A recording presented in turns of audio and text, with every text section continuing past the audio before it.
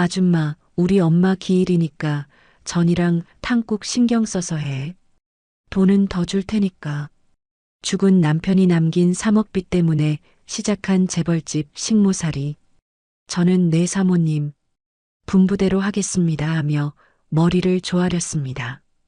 제사상에 올릴 음식을 지지고 볶으며 병원에 계신 친정엄마 생각에 눈물을 훔치던 그때였어요.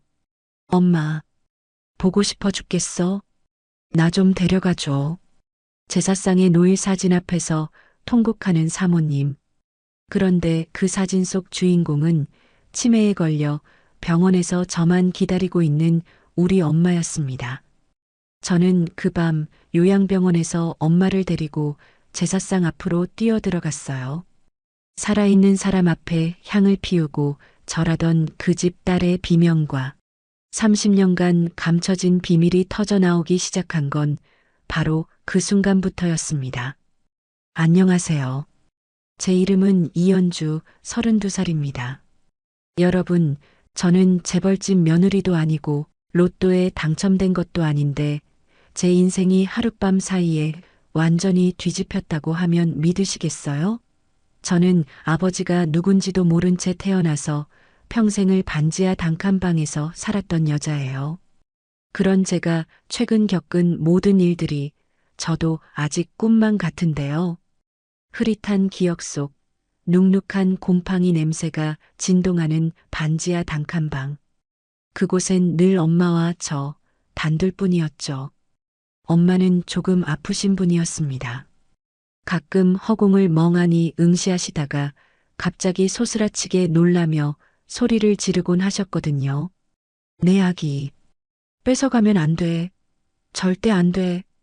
엄마가 발작을 일으키실 때마다 어린 저는 무서워서 이불 속에 숨어 벌벌 떨었습니다. 그러다 조금 더 자라서는 제가 엄마를 지켜야 한다는 생각에 작은 몸으로 엄마를 꼭 끌어안아 드렸고요. 가난과 엄마의 병, 그리고 언제 쫓겨날지 모르는 불안함. 그게 제 어린 시절의 전부였죠. 엄마를 지키는 것, 그게 제 평생의 숙제였습니다. 그렇게 정신없이 살다 보니 어느새 어른이 되어 있더군요. 고등학교를 졸업하자마자 마트 캐셔로 일하면서 하루하루 버티던 어느 날, 제 척박한 인생에도 봄바람이 불어왔습니다. 택배기사로 일하던 민수 씨를 만난 거예요. 성실하고 착해 빠진 사람. 고아로 자라서 그런지 가족의 정을 누구보다 그리워하던 사람이었죠. 어느 날 민수 씨가 제 손을 꼭 잡고 말했습니다. 투박하고 거친 손이었지만 그 온기만큼은 세상 누구보다 따뜻했죠. 연주야, 나 가진 건 없지만 너랑 장모님 평생 굶기지 않을게. 나만 믿어. 그 말이 어찌나 든든하던지 눈물이 핑 돌더군요. 우리는 그렇게 작은 새방에서 엄마를 모시고 셋이서 살기 시작했습니다. 비록 가난했지만 셋이 둘러앉아 된장찌개 하나 놓고 밥 먹을 때가 제 인생에서 유일한 봄날이었던 것 같아요. 엄마도 사위가 들어오고 나서는 증세가 많이 좋아지셨거든요. 민수 씨를 친아들처럼 따르면서 우리 아들 밥 먹었어? 하고 챙기시는 모습을 보면 이제야 진짜 가족이 생긴 것 같아 마음이 놓였습니다. 민수 씨는 더 열심히 살았습니다.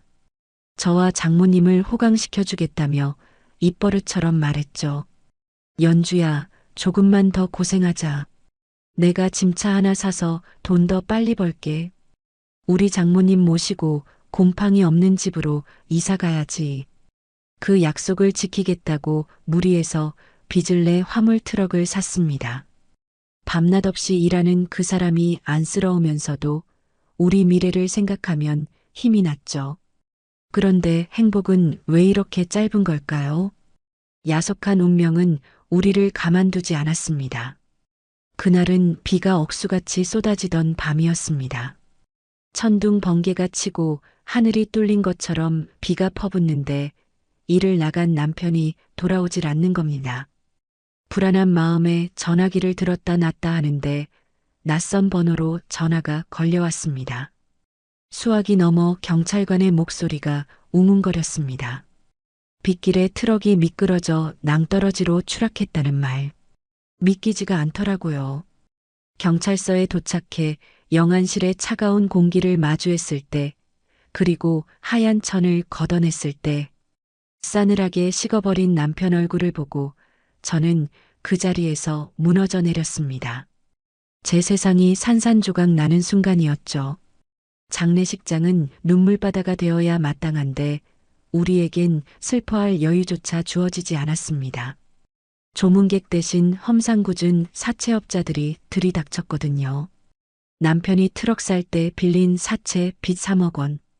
그 막대한 빚이 고스란히 제 몫이 되어버린 겁니다. 3억 원이라니. 평생 만져보지도 못한 돈이 빚으로 남았다는 사실에 숨이 턱 막혔습니다. 충격을 받은 건 저뿐만이 아니었습니다. 엄마는 사위가 죽었다는 사실을 받아들이지 못하고 그날 이후로 상태가 급격히 나빠지셨죠. 초점 없는 눈으로 현관문만 바라보며 중얼거리셨어요. 민수 언제 와? 밥 먹어야지. 우리 사위 배고플 텐데. 그 모습을 볼 때마다 가슴이 미어 터지는 것 같았지만 주저앉아 있을 수만은 없었습니다. 당장 빚쟁이들이 들이닥칠 테니까요. 낮에는 식당 설거지, 밤에는 대리운전까지 뛰면서 몸이 부서져라 일했지만 불어나는 이자를 감당하기엔 턱없이 부족했습니다. 매일 밤이 지옥 같았습니다. 빚쟁이들은 시도 때도 없이 대문을 두드리고 노인네를 팔아버리겠다며 협박을 일삼았거든요. 엄마가 공포에 질려 비명을 지를 때마다 저는 빚쟁이들에게 매달려 빌고 또 빌어야 했습니다. 엄마만은 건드리지 말아달라고요. 결국 결심했습니다. 엄마를 이 지옥 같은 곳에서 내보내야겠다고요. 언제 무슨 일이 벌어질지 모르는 상황에서 엄마를 계속 집에 모실 수는 없었으니까요. 그래서 엄마를 모시고 도망치듯 외진 요양병원을 찾아갔습니다. 시설은 낡았지만 빚쟁이들 눈을 피하기엔 여기만 한 곳이 없겠다 싶었거든요.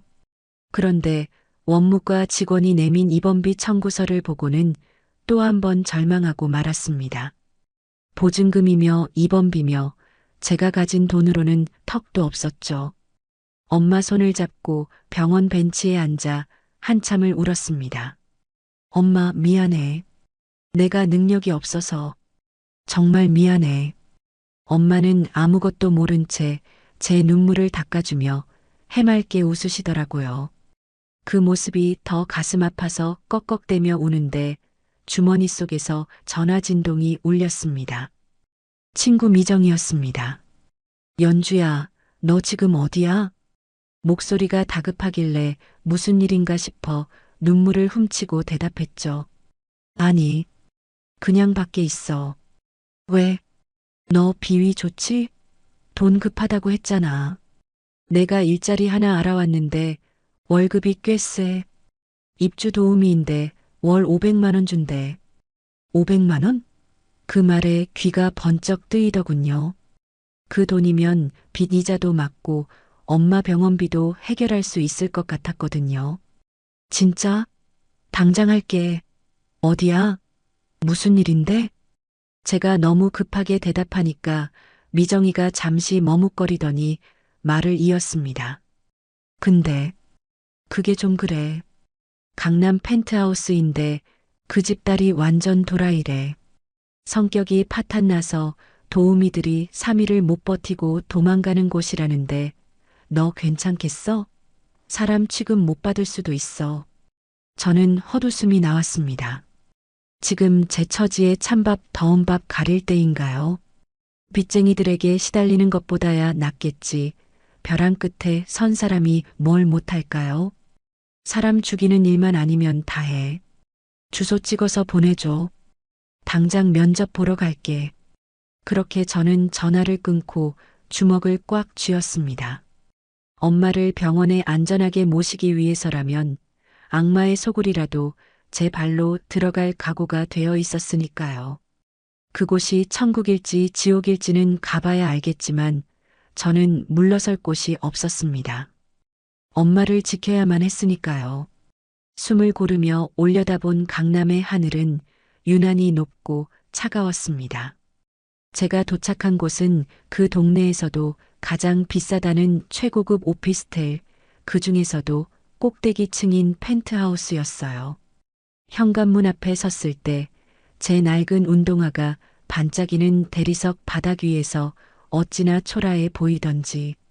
하지만 저는 물러설 곳이 없었기에 떨리는 손으로 초인종을 눌렀습니다. 문이 열리고 마주한 집 안 풍경은 상상 이상으로 화려했지만 묘하게 서늘한 기운이 감돌았습니다. 마치 사람이 사는 집이 아니라 잘 꾸며진 모델하우스 같았달까요? 넓은 거실 한가운데 소파에 비스듬히 누워있는 여자가 보였습니다. 저와 동갑이라던 집주인 강세라 씨였죠. 그녀는 제가 들어왔는데도 시선조차 주지 않고 스마트폰만 들여다보고 있더라고요. 제가 조심스럽게 인사를 건넸습니다. 안녕하세요. 오늘부터 일하게 된 이현주입니다. 그제야 그녀가 고개를 돌려 저를 훑어보는데 그 눈빛이 어찌나 날카롭던지 베일 것만 같았어요. 첫 마디부터가 예사롭지 않았죠. 아줌마, 나랑 동갑이라고 들었는데 혹시라도 친구 먹으려거나 선 넘는 행동하면 그날로 바로 해고야. 주제 파악 잘해. 기가 막혔지만 저는 납작 엎드려야 했습니다. 제 자존심보다는 병원에 계신 엄마의 입원비가 더 급했으니까요. 네, 아가씨. 명심하겠습니다. 시키는 대로만 하겠습니다. 그녀는 귀찮다는 듯 손을 휘휘 젓더니 다시 눕더군요. 그게 우리의 첫 만남이었습니다.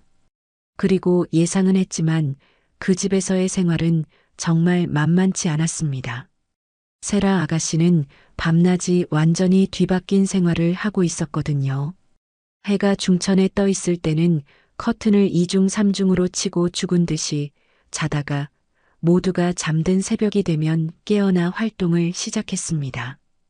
덕분에 저도 덩달아 잠을 설치기 일쑤였죠. 새벽 3시쯤 되었을까요? 인터폰이 요란하게 울려대면 저는 스프링처럼 튀어나가야 했습니다. 아줌마, 일어나. 배고파. 라면 끓여와. 파 많이 넣고 계란은 반숙으로. 졸린 눈을 비비며 부엌으로 달려가 정성껏 라면을 끓여 대령했지만 그녀의 입맛을 맞추기란 하늘의 별 따기였죠. 한 젓가락 입에 넣고는 인상을 팍 쓰며 젓가락을 탁 내려놓는 게 아니겠어요? 아, 맛없어. 이게 무슨 맛이야? 면이 다 불었잖아. 그러고는 그 뜨거운 국물이 담긴 그릇을 바닥으로 획 밀어버리더라고요. 우당탕 소리와 함께 라면 국물이 사방으로 튀고 제 발등에도 뜨거운 국물이 튀어 화끈거렸지만 비명도 지르지 못했습니다. 죄송합니다, 아가씨. 다시 끓여오겠습니다. 됐어. 입맛 떨어졌어. 치워. 그녀는 식탁에 엎드려 중얼거리곤 했습니다. 술에 잔뜩 취한 목소리로 말이죠. 우리 엄마라면 이렇게 안 끓였을 텐데. 엄마가 끓여준 라면 먹고 싶다. 그때마다 저는 바닥에 엎어진 라면을 치우며 묘한 기분을 느껴야 했습니다. 돈이 저렇게 많은데도 최고급 펜트하우스에 살면서도 고장 라면 하나에 엄마를 찾으며 우는 여자. 그녀의 뒷모습이 어딘가 모르게 텅 비어 보였거든요. 집안을 청소하다 보면 더 이상한 점들이 눈에 들어왔습니다. 보통 집이라면 거실 한가운데 걸려 있을 법한 가족 사진이 이 집엔 단 한 장도 없었거든요. 벽에 걸린 건 오로지 세라 아가씨 혼자 찍은 독사진 뿐이었습니다. 화려한 드레스를 입고 있지만 표정은 전혀 웃고 있지 않은 차가운 인형 같은 사진들만 가득했죠. 이 넓은 집에서 그녀도 저처럼 철저히 혼자라는 생각이 들더라고요. 그러던 어느 날 그녀의 방을 청소하다가 우연히 펼쳐져 있는 일기장을 보게 되었습니다. 훔쳐볼 생각은 없었지만 펼쳐진 페이지에 적힌 글씨가 너무 커서 눈에 들어오고 말았죠. 내용은 충격적이었습니다. 죽고 싶다. 아무도 날 사랑하지 않아. 아빠는 악마야. 날 쳐다보지도 않아. 엄마, 보고 싶어. 나 좀 데려가줘. 여기 너무 외로워. 그 글귀들을 읽는 순간 가슴 한구석이 찌릿해지더라고요. 겉으로는 가시를 세우고 남들을 찌르는 고슴도치 같았지만 속은 골마 터져서 피를 흘리고 있었던 겁니다. 아빠를 악마라고 부르고 엄마를 그리워하며 매일 밤 술로 지새우는 여자. 그녀가 부리는 히스테리가 단순히 성격이 나빠서가 아니라 살려달라는 비명처럼 느껴지기 시작했죠. 물론 그렇다고 해서 제 삶이 편해진 건 아니었습니다. 제 주머니 속 휴대폰은 하루에도 수십 번씩 진동하며 저를 옥죄어 왔으니까요. 이연주 씨, 오늘까지 이자 입금 안 되면 알지? 요양병원으로 찾아간다? 빚쟁이들이 보낸 협박 문자를 볼 때마다 심장이 덜컥 내려앉았습니다. 화장실에 숨어 그 문자를 읽으며 입술을 깨물고 눈물을 삼켜야 했죠. 그때 밖에서 세라 아가씨가 소리를 질렀어요. 아줌마, 어디 갔어? 내 주스 안 가져오고 뭐해? 그녀가 저에게 온갖 모욕적인 말을 퍼부어도 라면 그릇을 던져도 저는 속으로 되뇌었습니다. 감사합니다. 아가씨 덕분에 저희 엄마 병원비 낼 수 있어요. 그렇게 생각하지 않으면 버틸 수가 없었거든요. 그녀의 갑질은 저에게 돈이었고 그 돈은 곧 엄마의 생명줄이었으니까요. 벼랑 끝에 선 저에게 자존심 따위는 사치였죠. 그렇게 숨막히는 줄타기를 하며 한 달이라는 시간이 흘렀습니다. 월급이 통장에 찍히던 날 저는 빚쟁이들에게 이자를 보내고 안도의 한숨을 내쉬었죠. 이제 또 한 달을 버틸 수 있겠구나 싶어서요. 그날은 웬일인지 세라 아가씨가 술을 마시지 않고 맨정신으로 거실에 앉아 있었습니다. 검은색 원피스를 단정하게 차려입은 모습이 낯설기까지 하더라고요. 늘 흐트러진 모습만 보다가 그런 모습을 보니 딴 사람 같기도 했고요. 이연주 씨, 이리 좀 와봐. 처음으로 아줌마가 아닌 제 이름을 불러주는 그녀에게 다가가 조심스럽게 물었습니다. 네, 아가씨. 필요한 게 있으신가요?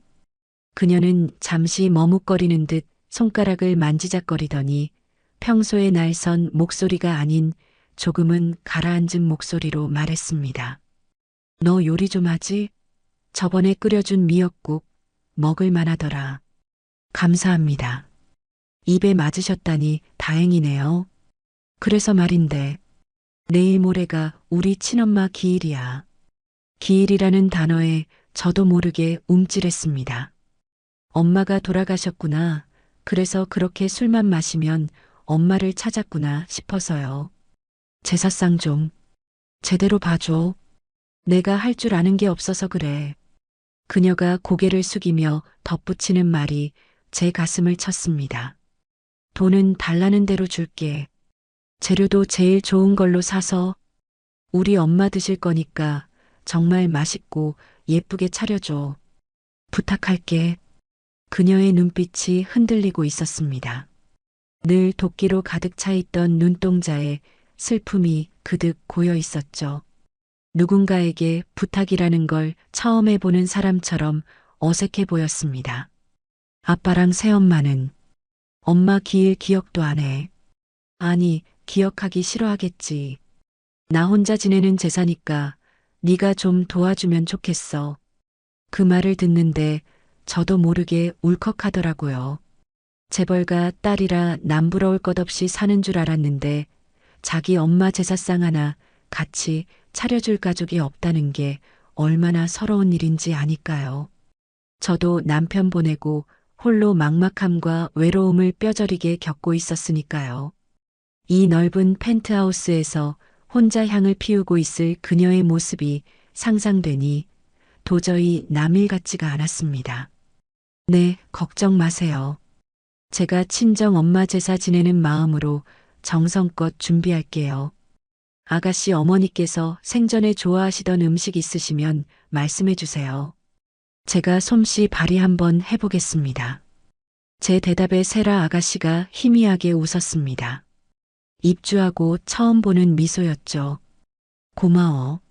엄마는 약과를 좋아하셨대. 그리고 동그랑땡도. 아, 맞다. 영정 사진은 내가 따로 금고에 보관하고 있으니까 상만 잘 차려줘. 그녀는 그렇게 말하고 방으로 들어갔습니다. 닫힌 방문을 바라보며 저는 다짐했죠. 비록 돈 때문에 시작한 일이지만 이번만큼은 진심을 다해 도와주겠다고요. 외로운 영혼을 위로해 주는 건 같은 상처를 가진 사람만이 할 수 있는 일이니까요. 저는 시장에 갈 준비를 하며 수첩을 꺼내 적기 시작했습니다. 최고급 소고기, 제철 과일, 약과, 동그랑땡 재료.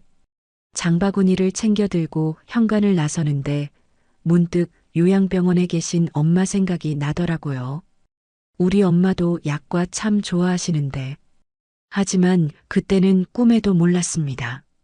제가 차릴 그 제사상이 그리고 세라 아가씨가 금고 깊숙이 숨겨뒀다는 그 영정 사진이 제 인생을, 아니 우리 모두의 운명을 송두리째 뒤흔들어 놓을 거라는 사실을요.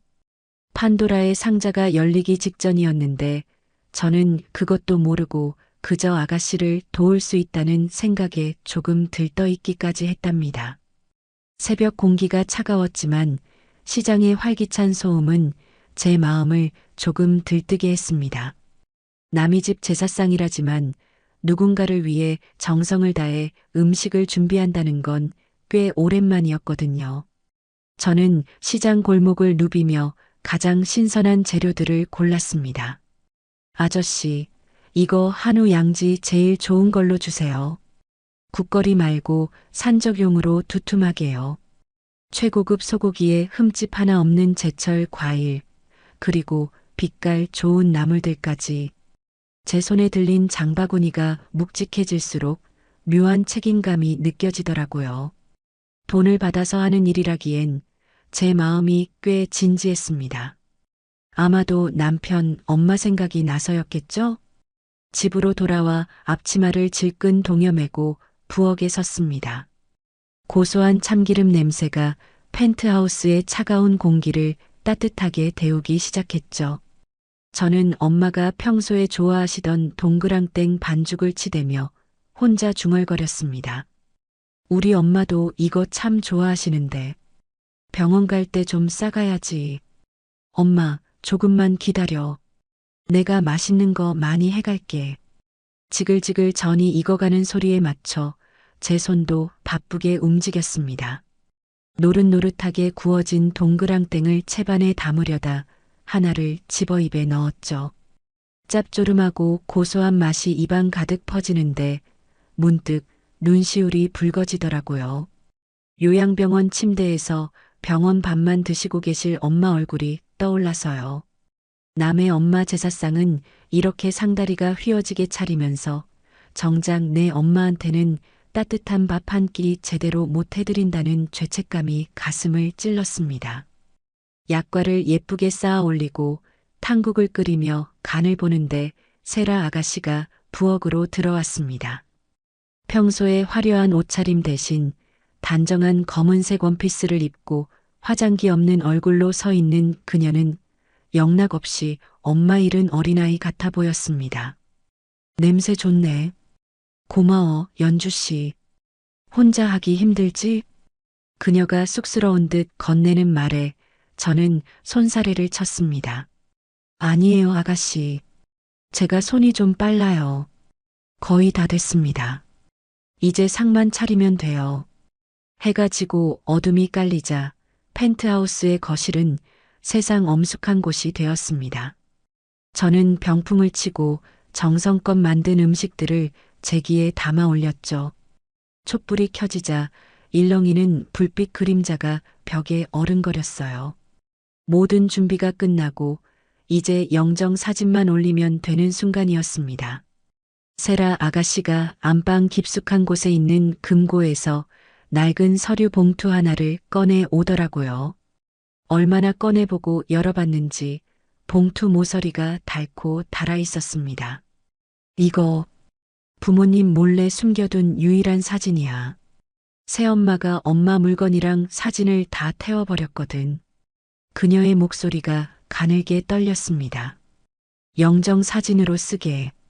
액자에 좀 넣어줄래? 나 손이 너무 떨려서 못하겠어. 그녀가 건넨 봉투를 받아드는데 왠지 모를 서늘한 기운이 등줄기를 타고 흘렀습니다. 왜일까요? 그 봉투를 여는 게 무서웠습니다. 하지만 저는 도움이니까 시키는 대로 해야 했죠. 조심스럽게 봉투를 열고 그 안에 든 빛바랜 흑백 사진 한 장을 꺼냈습니다. 그리고 사진 속 얼굴을 마주한 순간 제 심장이 쿵 하고 내려앉는 것만 같았어요. 아니, 시간이 멈춰버린 것 같았죠. 사진 속에는 앳된 얼굴의 젊은 여자가 환하게 웃고 있었습니다. 곱게 빗어넘긴 머리, 선한 눈매, 그리고 목덜미에 있는 작은 점 하나까지 제 손이 사시나무 떨듯 떨리기 시작했습니다. 눈을 비비고 다시 봐도 헛것을 본 게 아니었습니다. 사진 속 젊은 여자는 제 지갑 속에 꼬깃꼬깃 접혀 있는 사진과 똑같았고 지금 요양병원에 누워 계신 제 엄마 최명자 씨가 틀림없었으니까요. 도플갱어 같은 그런 우연은 세상에 있을 리 만무했고 이건 그냥 제 엄마였습니다. 젊은 시절의 엄마. 제가 아주 어릴 때 앨범에서 봤던 그 모습 그대로였죠. 머릿속이 하얗게 변하고 현기증이 나서 비틀거렸습니다. 제가 휘청거리자 세라 아가씨가 놀라서 다가왔어요. 연주 씨? 왜 그래? 어디 아파? 저는 떨리는 목소리를 간신히 억누르며 물었습니다. 입술이 말라붙어 말이 잘 나오지 않았지만 확인해야 했죠. 아가씨, 이분이 정말 돌아가셨어요? 세라 아가씨는 슬픈 눈으로 고개를 끄덕였습니다.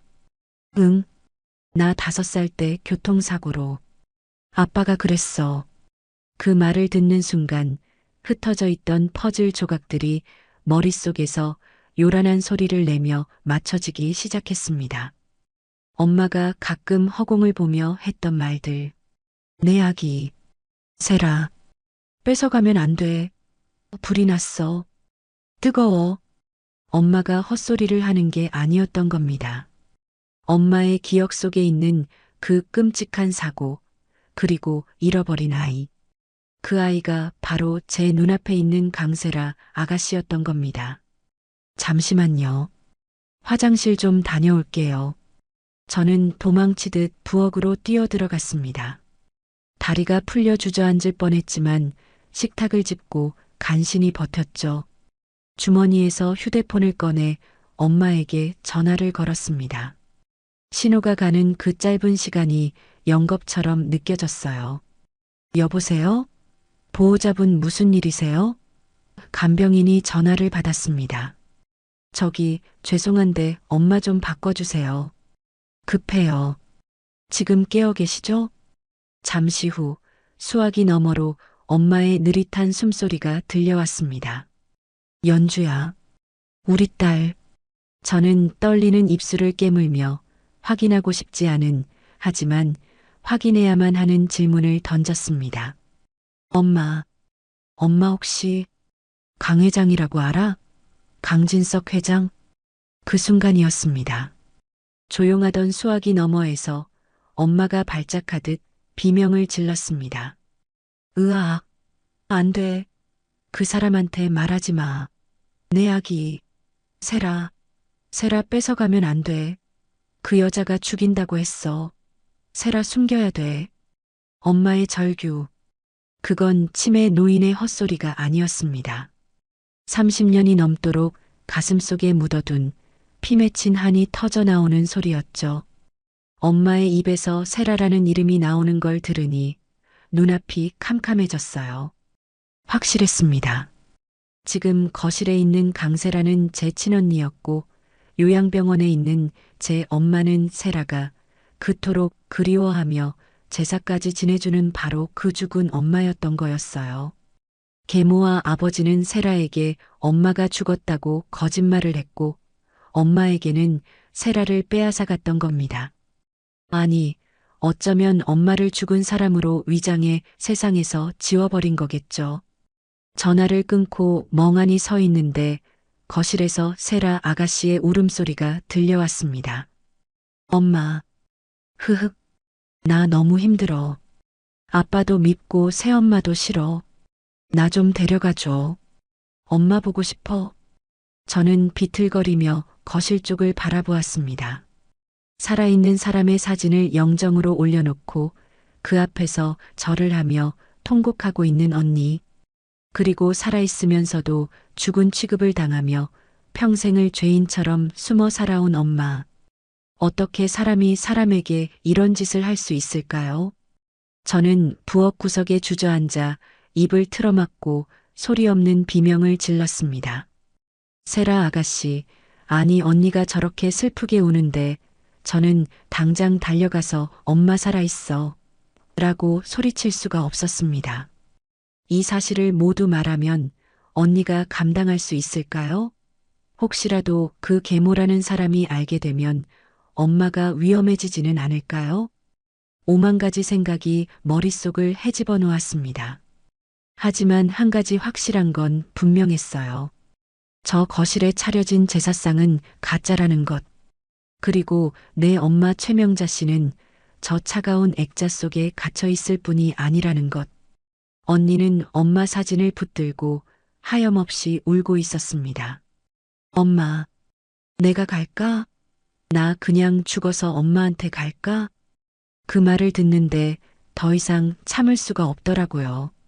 제 심장이 터질 것 같아서 이 지독한 연극을 더는 보고만 있을 수 없어서 눈물이 범벅이 된 얼굴을 닦고 저는 결심했습니다. 이 미친 연극의 커튼을 내가 내려야겠다고. 죽은 줄 알고 제사상을 차리는 딸과 딸을 뺏기고 미쳐버린 엄마를 내가 다시 만나게 해줘야겠다고요. 저는 부들거리는 다리에 힘을 주고 일어섰습니다. 이제 제사를 지낼 게 아니라 기적을 만들어야 할 시간이니까요. 저는 눈물을 훔치고 짐짓 태어난 척 목소리를 가다듬었습니다. 떨림이 새어나가지 않도록 아랫입술을 꾹 깨물었죠. 아가씨, 술이 다 떨어졌네요. 제사 지내려면 술이 있어야 하지 않겠어요? 제가 잠깐 편의점 가서 사올게요. 제 말에 세라 아가씨는 고개도 들지 않은 채 영정 사진만 바라보며 힘없이 손짓했습니다. 그래. 갔다 와. 빨리 와야 해. 그녀의 목소리는 이미 울음으로 잠겨 갈라져 있었습니다. 저는 죄책감과 조급함이 뒤섞인 마음으로 겉옷을 챙겨 입고 현관을 나섰어요. 도어락이 잠기는 소리를 듣자마자 저는 미친 사람처럼 엘리베이터 버튼을 눌러댔습니다. 숫자가 천천히 바뀌는 그 짧은 시간이 저에게는 연극과도 같았죠. 1층 로비를 가로질러 도로변으로 뛰쳐나갔습니다. 밖에는 비가 추적추적 내리고 있더라고요. 빗물에 젖은 아스팔트 위로 차들이 쌩쌩 지나가는데 빈 택시는 좀처럼 보이지 않았습니다. 발을 동동 구르며 도로 한복판으로 뛰어들다시피 해서 겨우 택시 한 대를 세웠죠. 기사님, 현대 요양병원이요. 최대한 빨리 가주세요. 제발요. 사람 목숨이 달렸어요. 제 몰골이 말이 아니었는지 기사님은 백미러로 저를 힐끔 보시더니 말없이 속력을 높여주시더라고요. 차창 밖으로 흐르는 도시의 불빛들이 빗물에 번져 뭉개지는데 제 마음도 딱 그랬습니다. 엉망진창으로 뒤섞여서 뭐가 뭔지 모르겠는 하지만 단 하나 엄마를 데려와야 한다는 생각만은 선명했죠. 엄마, 제발 자지 말고 기다려. 엄마 딸 세라 살아있어. 내가 만나게 해줄게. 30분쯤 달렸을까요? 택시가 요양병원 정문 앞에 멈춰 섰습니다. 저는 지갑에 있는 현금을 몽땅 꺼내 기사님께 쥐어드리고는 차 문을 박차고 나갔어요. 낡은 요양병원 건물은 빗줄기 속에서 을씨년스럽게 서 있었는데 그게 꼭 감옥처럼 보이더라고요. 경비실엔 아무도 없었습니다. 천만다행이었죠. 저는 발소리를 죽여 복도를 지나 엄마가 계신 305호 병실 문을 조심스럽게 열었습니다. 문을 여니 퀴퀴한 소독약 냄새와 노인들의 냄새가 섞여서 훅 끼쳐오는데 순간 코끝이 찡해지더라고요. 엄마는 창가 쪽 침대에서 새우잠을 자고 계셨어요. 이불 밖으로 삐져나온 앙상하게 마른 등이 어찌나 작아 보이던지 왈칵 눈물이 쏟아질 뻔했습니다. 저는 엄마에게 다가가 어깨를 살살 흔들었죠. 엄마, 일어나 봐. 나야 연주. 엄마는 화들짝 놀라며 이불을 끌어당기셨어요. 치매가 심해지신 뒤로는 늘 누군가가 자기를 해칠까봐 겁에 질려 계셨거든요. 누구야? 저리 가. 내 아기 뺏어가면 안 돼. 잔뜩 겁에 질린 엄마의 눈동자가 허공을 헤매고 있었습니다. 저는 엄마의 차가운 손을 꼭 잡고 최대한 또렷하고 부드러운 목소리로 속삭였습니다. 엄마가 제일 반응하는 그 단어를 써야만 했으니까요. 엄마, 진정해. 나 연주야. 우리 세라 만나러 가자. 세라라는 두 글자가 주문처럼 통했나 봐요. 엄마의 발작이 거짓말처럼 멈추더라고요. 초점 없던 엄마의 눈동자가 저를 향해 고정되었죠. 세라, 내 딸. 세라, 응. 언니가 엄마 기다려. 엄마 보고 싶다고 울고 있어. 우리 빨리 가자. 그 순간 엄마의 눈에 형언할 수 없는 빛이 스쳐 지나갔습니다. 치매로 흐릿해졌던 기억의 저편에서 모성애라는 본능이 깨어난 걸까요? 엄마는 침대에서 벌떡 일어나시더니 장롱을 열어젖히시는 거예요. 가야지. 내 새끼 보러 가야지. 예쁘게 입고 가야지. 손을 벌벌 떨면서도 옷가지들을 챙기시는 엄마를 보며 저는 구석에서 옥색 한복을 꺼냈습니다. 엄마가 정신이 온전하던 시절 가장 아끼셨던 옷이었거든요.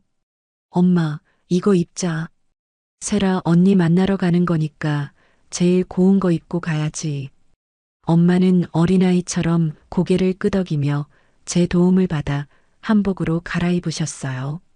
곱게 빗은 머리에 옥색 저고리를 입으신 엄마는 잠시나마 환자가 아닌 고운 여인으로 돌아간 듯했죠.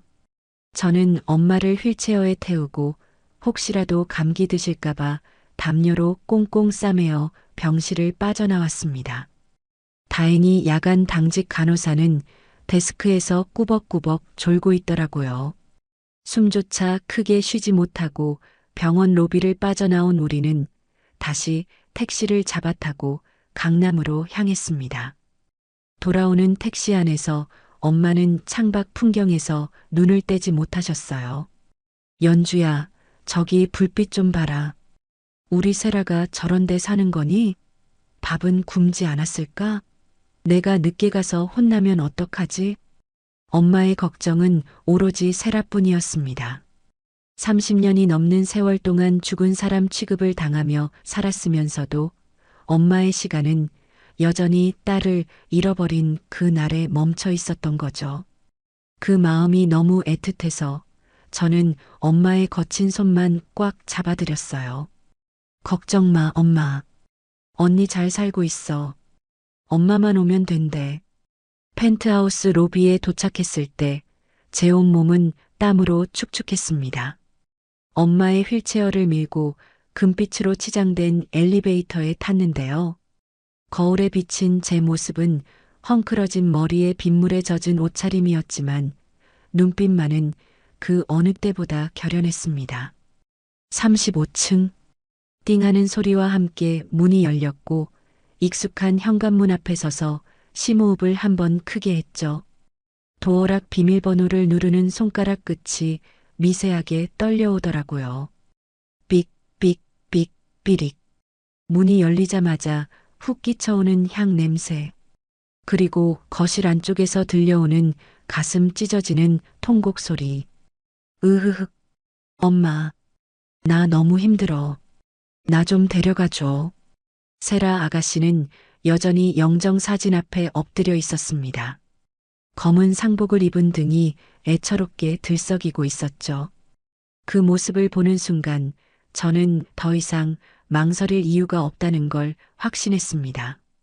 이제 진짜 엄마를 보여줄 차례니까요. 저는 휠체어 손잡이를 꽉 움켜쥐고 거실을 향해 천천히 들어갔습니다. 바퀴가 굴러가는 소리에 세라 아가씨가 흠칫하며 고개를 들더라고요. 눈물과 콧물로 범벅이 된 얼굴로 저를 쏘아보면서 소리쳤죠. 야, 이연주, 너 술 사오라니까 어디 갔다 이제 오는 거야. 제사 다 망치려고 작정했어? 그녀의 표독스러운 외침에도 저는 멈추지 않았습니다. 오히려 속도를 높여 제사상 앞으로, 그 가짜 영정사진 바로 옆으로 엄마의 휠체어를 밀고 들어갔어요. 아가씨, 절하지 마세요. 제 고함 소리에 세라 아가씨가 얼어붙었습니다. 그녀의 시선이 저를 지나쳐 휠체어에 앉아 계신 엄마에게로 향했죠. 엄마는 떨리는 손으로 무릎 위에 놓인 담요를 걷어내고 천천히 고개를 드셨습니다. 세월의 풍파에 주름진 얼굴이지만 영정 사진 속 그 선한 눈매와 오똑한 코가 그대로 남아있는 얼굴. 엄마의 눈길이 세라 아가씨의 얼굴에 닿는 순간 엄마의 입술이 파르르 떨리더라고요. 세라야, 내 아기. 그 목소리. 지난 세월 동안 꿈속에서나 듣던, 아니 꿈에서조차 희미했던 그리운 목소리였겠죠. 세라 아가씨는 감전된 사람처럼 비틀거렸습니다. 뒷걸음질 치다 제사상 모서리에 부딪혀 촛대가 와장창 쓰러졌지만 그녀는 아랑곳하지 않았어요. 거짓말. 말도 안 돼. 엄마는 불편한 다리를 이끌고 휠체어에서 일어나려고 안간힘을 쓰셨습니다. 제가 부축해드리자 엄마는 비틀거리는 걸음으로 한 발짝, 두 발짝 세라 아가씨에게 다가갔습니다. 그리고 떨리는 손을 뻗어 세라 아가씨의 젖은 뺨을 어루만지셨죠. 맞구나. 내 딸 세라. 많이 컸네. 엄마가 너무 늦게 와서 미안해. 엄마가 죄인이야. 엄마의 손길이 닿자마자 세라 아가씨는 그 자리에 주저앉아 무너져 내렸습니다. 그동안 쌓아왔던 도끼가 순식간에 눈물로 녹아내리는 것 같았어요. 엄마, 진짜 엄마야? 아빠가 죽었다고 했는데, 교통사고로 시신도 못 찾았다고 했는데, 아냐, 안 죽었어.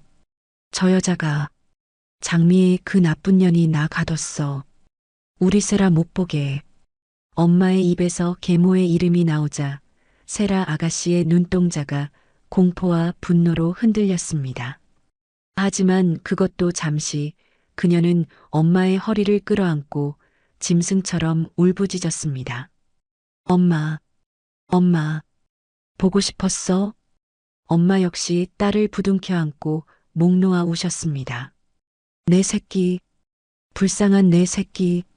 엄마가 지켜줬어야 했는데. 거실 바닥에 엉겨붙어 우는 두 모녀의 모습. 30년이라는 긴 세월 동안 서로를 죽은 사람으로, 잃어버린 사람으로 알고 살았던 두 여인이 다시 만나는 기적 같은 장면이었죠. 그 모습을 지켜보던 저도 더는 참지 못하고 고개를 돌려 눈물을 훔쳤습니다. 가슴이 먹먹해서 숨을 쉴 수가 없었거든요. 한참을 그렇게 울던 세라 아가씨가 충혈된 눈으로 저를 올려다보았습니다. 연주 씨가 데려온 거야? 이분이. 정말 우리 엄마 맞아? 꿈 아니지? 저는 흐르는 눈물을 닦으며 고개를 끄덕였습니다. 이제는 숨겨왔던 진실을 말할 차례였죠. 더 이상 남인 척할 수 없었으니까요. 네, 맞아요. 아가씨 어머니세요. 그리고 제 어머니이기도 하고요. 언니, 뭐, 언니? 세라 아가씨의 눈이 휘둥그레졌습니다. 그녀는 믿기지 않는다는 듯 엄마와 저를 번갈아 쳐다보더라고요. 엄마가 제 손을 잡아 세라 아가씨의 손 위에 포개주며 말씀하셨습니다. 세라야, 네 동생 연주다. 엄마 뱃속에 있을 때 너랑 헤어졌어. 네가 언니야. 출생의 비밀이 밝혀지는 순간 세라 아가씨의 표정이 묘하게 일그러졌습니다. 충격과 혼란, 그리고 알 수 없는 안도감 같은 것이 스쳐 지나갔죠. 그녀는 떨리는 손으로 제 손을 꽉 잡았습니다. 네가 내 동생이라고? 그래서 나한테 그렇게 잘해줬던 거야? 그 모진 꼴을 다 당하면서도? 사실 저도 이 사진 보고 알았어요. 엄마랑 둘이 살려면 돈이 필요해서 참았던 거고, 언니가 이렇게 슬퍼하는데 당연히 엄마 모셔와야죠. 제 대답에 세라 아가씨, 아니, 언니는 저를 와락 끌어안았습니다. 고마워. 연주야, 정말 고마워. 네가 우리 엄마 살려줬어. 언니가 평생 이 은혜 갚을게. 차갑고 도도했던 재벌가 막내딸의 가면이 벗겨지고 따뜻한 피가 흐르는 진짜 언니의 모습이 드러난 순간이었습니다. 우리는 서로를 부둥켜 안고 한참을 울었습니다. 이 넓고 차가운 집이 처음으로 사람의 온기로 가득 채워지는 것 같았어요. 우리는 제사상을 치웠습니다. 영정사진은 찢어서 쓰레기통에 버려버렸죠. 대신 따뜻한 밥상을 새로 차렸습니다. 동그랑땡과 탕국을 데웠고 엄마가 좋아하신다는 약과도 접시에 담았어요. 셋이 둘러앉은 밥상은 그 어떤 진수성찬보다 풍성했습니다. 엄마는 떨리는 손으로 언니 밥숟가락에 생선살을 발라 올려주셨고 언니는 그런 엄마를 보며 밥을 먹다 말고 또 울컥해 눈물을 쏟았죠. 많이 먹어, 내 새끼. 말랐어. 왜 이렇게 말랐어? 엄마도 많이 먹어. 내가 맛있는 거 다 사줄게. 이제 아무 데도 가지 마. 그 모습을 보며 저는 숟가락을 든 채 속으로 다짐했습니다. 이 행복을 깨려는 자가 있다면 그게 누구든 가만두지 않겠다고요. 계모든 아버지든 세상 누구든 간에 내 가족은 내가 지킬 거라고요. 하지만 평화는 그리 오래가지 않을 거란 걸 직감했습니다. 이 집에는 곳곳에 계모의 눈과 귀가 심어져 있었으니까요. 당장 내일이라도 폭풍이 몰아칠지 모릅니다. 하지만 두렵지 않았습니다. 이제 우리는 혼자가 아니니까요. 셋이 뭉치면 그 어떤 것엔 파도도 헤쳐나갈 수 있을 거라 믿었거든요. 밖에는 여전히 비가 내리고 있었지만 우리 셋이 있는 펜트하우스 거실만큼은 봄날처럼 따스했습니다.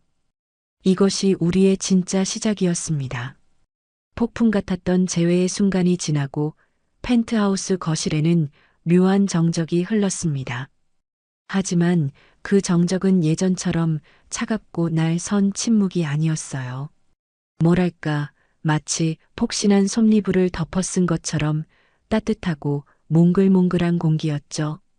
밖에는 여전히 비가 쏟아지고 있었지만 우리 셋이 있는 이 공간만큼은 세상 어디보다 안전한 요새처럼 느껴졌거든요. 우리는 거실에 이불을 깔았습니다. 방이 그토록 많은 집이었지만 그날 밤만큼은 누구도 각자의 방으로 들어가고 싶어 하지 않았으니까요. 엄마를 가운데에 두고 저와 언니가 양옆에 누웠습니다. 천장 높은 펜트하우스 거실 바닥에 누워 천장에 달린 샹들리에를 올려다보는데 참 기분이 이상하더라고요. 불과 몇 시간 전까지만 해도 저는 돈 때문에 자존심을 팔아야 하는 도움이었고 옆에 있는 이 여자는 저를 벌레 보듯 하던 갑질 상사였으니까요. 그런데 이젠 서로의 숨소리를 들으며 나란히 누워있는 자매라니. 사람 인연이라는 게 참 알다가도 모르겠는 거 있죠. 언니는 엄마의 손을 꼭 잡고 놓지를 못하더라고요. 행여나 잠들면 이 모든 게 꿈처럼 사라질까봐 겁내는 어린아이 같았습니다. 엄마는 그런 언니의 머리카락을 가만가만 쓰다듬어 주셨고요. 그 투박하고 거친 손길이 어찌나 다정하던지 보고 있는 제 코끝이 다 찡해지더라니까요. 한참을 말이 없던 언니가 불쑥 입을 열었습니다. 목소리가 잔뜩 잠겨 있었어요. 연주 씨. 아니, 동생아.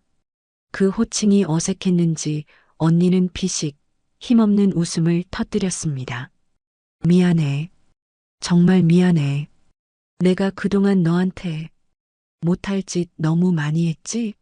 라면 없고 소리 지르고 하녀 취급하고 언니는 고개를 돌려 저를 보는데 그 눈빛에 미안함이 가득 차서 찰랑거리고 있었어요.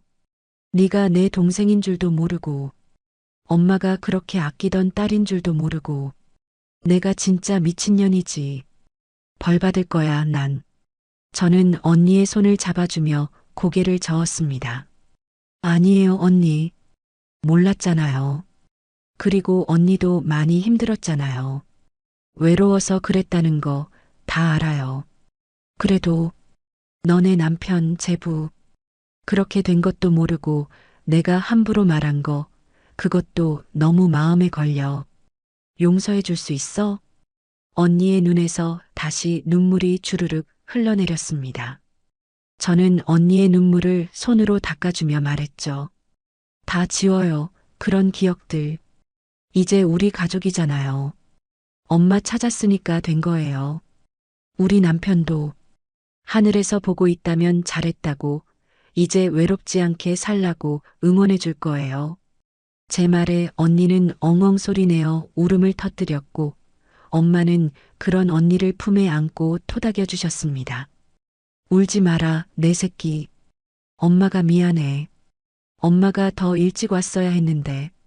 엄마의 기억은 여전히 드문드문 끊겨 있었지만 그 끔찍했던 날의 기억만큼은 문신처럼 새겨져 있는 듯 했습니다. 엄마가 띄엄띄엄 들려주는 과거 이야기는 우리가 상상했던 것보다 훨씬 더 잔인하고 끔찍했거든요. 그날 연주 임신한 줄도 모르고 몸이 너무 힘들어 병원에 입원했었어. 장미에 그 여자가 간호사를 시켜서 내 링거에 뭘 넣었나 봐. 정신이 몽롱해지는데 눈을 떠보니 앰뷸런스 아니더라. 엄마의 목소리가 가늘게 떨려왔습니다. 내가 살려달라고 우리 세라 젖줘야 한다고 비는데 그 여자가 웃으면서 그러더라. 넌 죽은 거야. 세상 사람들 다 네가 죽은 줄 알아. 그러니까 쥐 죽은 듯이 살아. 그러고는 산속에 있는 정신병원 독방에 쳐넣었어. 듣고 있는 것만으로도 피가 거꾸로 솟는 기분이었습니다.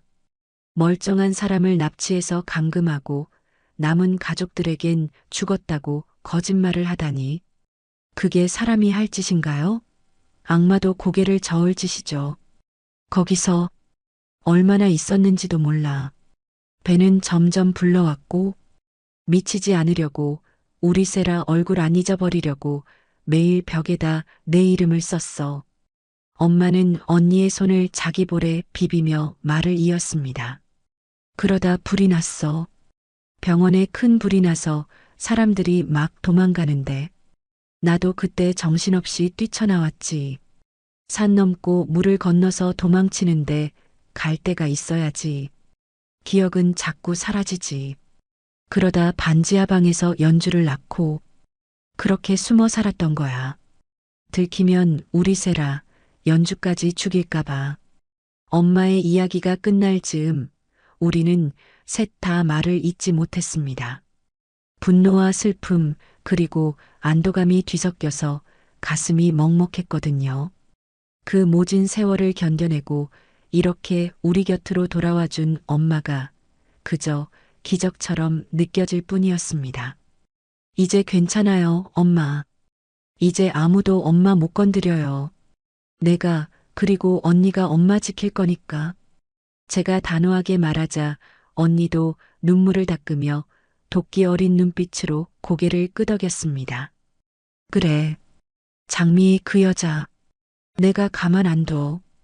우리 엄마 인생 망치고 내 인생 지옥으로 만든 데가 뼈저리게 치르게 해줄 거야. 아빠한테도 다 말할 거야. 잠깐만요, 언니. 저는 흥분한 언니를 말렸습니다.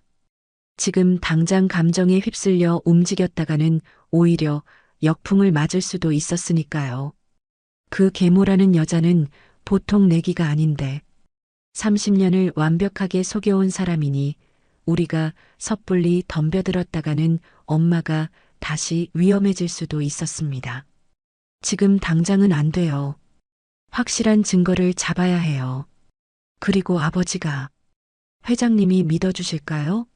30년이나 죽은 줄 알았던 아내가 살아왔다고 하면 그쪽에서 유전자 검사 조작하고 미친 사람 취급하면 우리는 당할 수밖에 없어요. 제 말에 언니도 아차 싶은 표정을 짓더라고요. 그럼 어떻게 이대로 숨어지네? 아니요. 숨는 게 아니라 준비를 하는 거예요. 가장 결정적인 순간에 그 여자가 빠져나갈 구멍이 전혀 없을 때 터뜨려야 해요. 그때까지는 엄마 여기 계신 거 비밀로 해요. 우리는 그날 밤 일종의 작전 회의를 했습니다. 엄마를 이 넓은 펜트하우스 어디에 숨겨야 할지, 외부 사람들 눈을 어떻게 피할지 머리를 맞댔죠. 다행히 이 집은 워낙 넓고 방도 많아서 마음만 먹으면 사람 하나 숨기는 건 일도 아니었습니다. 안방 안쪽에 드레스룸이랑 연결된 작은 방이 있어. 거긴 부모님도 잘 안 들어오고 나만 쓰는 공간이니까 엄마 거기 계시면 돼. 언니가 눈을 반짝이며 제안했습니다. 그리고 밥은 내가 챙겨드릴게. 연주 너는 평소처럼 행동해. 도우미 일 계속하면서 다른 사람들 눈치 못 채게 연기해줘. 네, 알겠어요. 그리고 아빠, 아니, 회장님께 접근할 방법도 찾아봐야겠어요. 회장님이 엄마를 직접 보시게 해야 해요. 사진이나 말이 아니라 실물을 딱 마주치게 해야 그쪽도 발뺌을 못하죠. 그렇게 우리는 새벽이 올 때까지 소곤소곤 이야기를 나누었습니다. 밖에서 들으면 자매끼리 수다 떠는 소리처럼 들렸겠지만 내용은 목숨을 건 복수국의 서막이었죠. 새벽 5시쯤 되었을까요? 엄마는 고단하셨는지 언니 품에서 새근새근 잠이 드셨습니다. 잠든 엄마의 얼굴은 세상 그 어떤 아기 천사보다 평온해 보였어요. 저와 언니는 잠든 엄마를 가운데 두고 마주보고 누웠습니다. 언니가 제 손을 잡으며 작게 속삭이더라고요. 연주야. 응 언니. 고맙다. 진짜 고마워. 나 사실 죽으려고 했어. 오늘 제사 지내고 따라가려고 약까지 모아놨었어. 그 말에 가슴이 철렁 내려앉았습니다. 언니, 그런 말하지 마요. 근데 네가 살렸어. 너 아니었으면 나 지금쯤 어떻게 됐을지 모르겠다. 넌 내 생명의 은인이야. 내 동생이라서가 아니라 인간 강세라를 살려준 사람이야. 언니의 진심 어린 고백에 저는 목이 메어 아무 말도 할 수 없었습니다. 그저 맞잡은 손에 힘을 꽉 줄 뿐이었죠. 우리는 말하지 않아도 알 수 있었습니다. 이제 우리는 한 배를 탔고 죽어도 같이 죽고 살아도 같이 산다는 것을요. 아침 햇살이 커튼 사이로 비집고 들어올 때쯤 저는 자리에서 일어났습니다. 엄마와 언니는 여전히 곤히 자고 있었죠. 저는 부엌으로 가서 아침 식사를 준비했습니다. 도마질 소리에 깬 언니가 부스스한 얼굴로 나오더니 식탁에 앉아 저를 빤히 쳐다보더라고요. 야, 이연주. 너 호칭 정리 좀 하자. 이제 도움이 아니잖아. 내 동생이잖아. 반말해. 아유, 어떻게 그래요. 입버릇이 돼서 잘 안 고쳐져요. 제가 웃으며 대답하자 언니가 짐짓 엄한 표정을 지었습니다. 명령이야. 집주인 명령. 언니라고 해. 그리고 나한테 존댓말 쓰면 월급 10만 원씩 깎는다? 알았어. 아니, 알았어, 언니. 처음으로 입 밖으로 내뱉어 본 반말. 어색했지만 묘하게 짜릿하더라고요. 우리는 식탁에 마주 앉아 킥킥대며 웃었습니다. 펜트하우스에 웃음꽃이 핀 건 아마 이 건물이 지어지고 처음이었을 거예요. 하지만 우리의 이 평화로운 아침이 폭풍전야라는 걸 그때는 미처 몰랐습니다. 점심쯤 되었을까요? 엄마를 안방 안쪽 비밀방에 모셔두고 저는 거실 청소를 하고 있었습니다. 언니는 회사 일 때문에 서재에 들어가 있었고요. 그때 현관 도어락 소리가 들렸습니다. 띠리릭. 저와 언니는 동시에 얼어붙었습니다. 이 시간에 올 사람이 없었거든요. 문이 열리고 들어온 사람은 이 집의 살림을 총괄하는 김집사였습니다. 계모가 심어둔 첩자나 다름없는 여자였죠. 깐깐하고 의심 많은 눈초리로 집안을 훑어보는데 제 등줄기에 식은땀이 흘렀어요. 이연주 씨, 청소는 다 했어요? 근데 집안 공기가 좀 다르네. 뭐랄까, 사람 냄새가 난다고 해야 하나? 그녀는 킁킁거리며 냄새를 맡더니 안방 쪽을 힐끔 쳐다보더라고요. 사모님께서 안방 금고 확인 좀 하라고 하셔서요. 잠시 들어갈게요. 심장이 쿵 하고 떨어지는 것 같았습니다. 안방에는 지금 엄마가 계신데 엄마가 숨어 있는 그 비밀방은 금고 바로 옆이었거든요. 엄마가 혹시라도 인기척을 내거나 김 집사가 문을 열어보기라도 한다면 모든 게 끝장나는 상황이었습니다. 저는 걸레를 든 손을 바들바들 떨며 앞을 가로막았습니다. 집사님, 지금 세라 아가씨가 안방에서 주무시고 계세요. 예민하신 거 아시잖아요. 깨시면 난리 날 텐데. 어머, 그래요? 아가씨 서재에 계신 거 아니었나? 김 집사는 여우 같은 눈을 가늘게 뜨며 저를 훑어보았습니다. 의심이 가득한 눈빛이었죠. 비키세요. 확인만 하고 나올 테니까. 안방 문고리를 잡은 김 집사의 손이 돌아가려는 찰나 제 심장은 발밑으로 쿵 떨어지는 것 같았어요. 안방 안쪽 비밀방에 엄마가 숨어 계시는데 김 집사가 문을 열고 들어가면 모든 게 끝장나는 상황이었으니까요. 30년 만에 찾은 엄마를, 이 집안의 비밀을 캐내는 첩자 같은 여자에게 들킬 수는 없었죠. 저는 다급하게 김 집사의 앞을 막아서며 소리쳤습니다. 아니, 집사님, 아가씨 지금 주무신다니까요. 깨시면 진짜 난리 나요.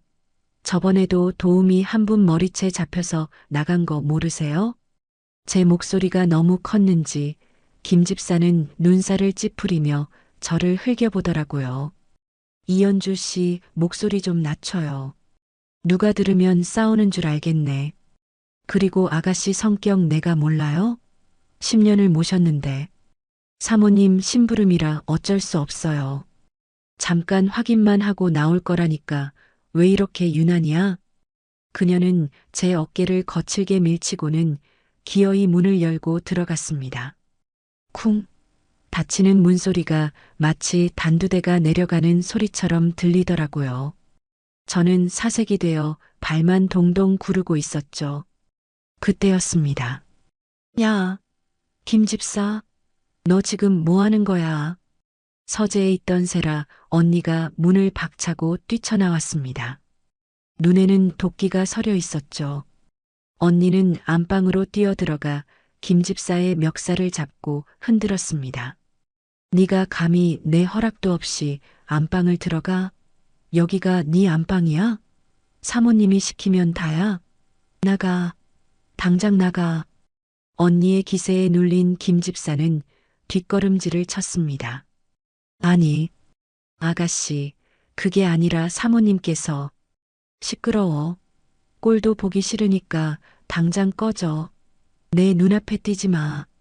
언니가 골프채를 휘두르며 위협하자 김 집사는 기겁하며 도망치듯 방을 나갔습니다.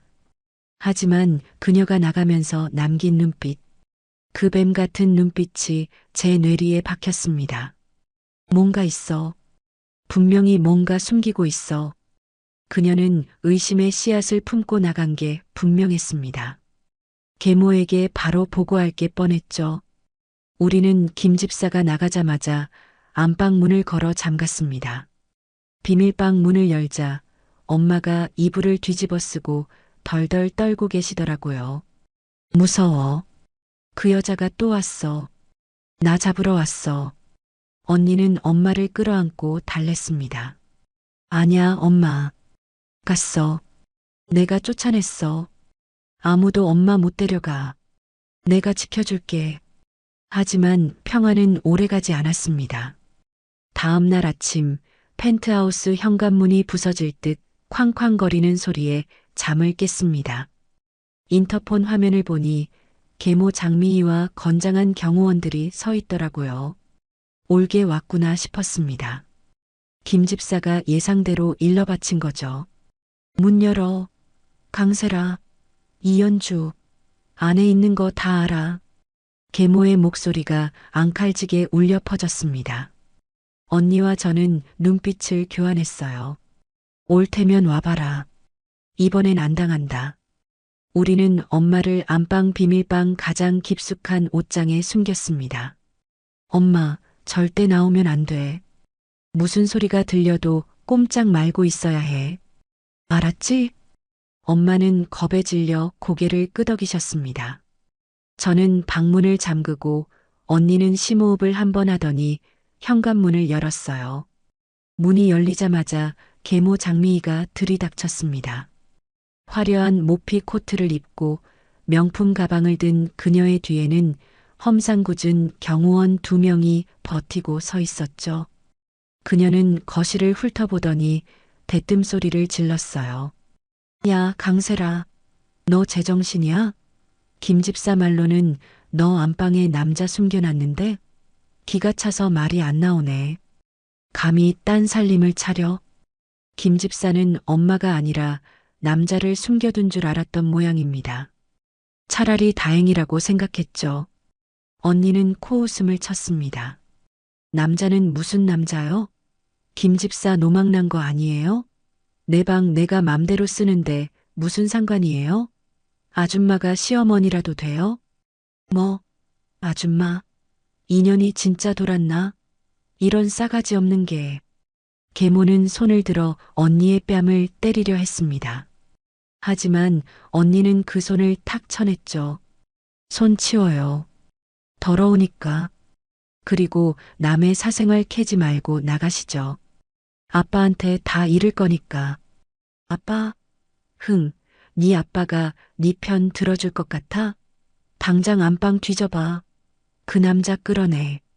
계모의 명령에 경호원들이 안방으로 향했습니다. 저는 온몸으로 방문 앞을 막아섰습니다. 안 됩니다.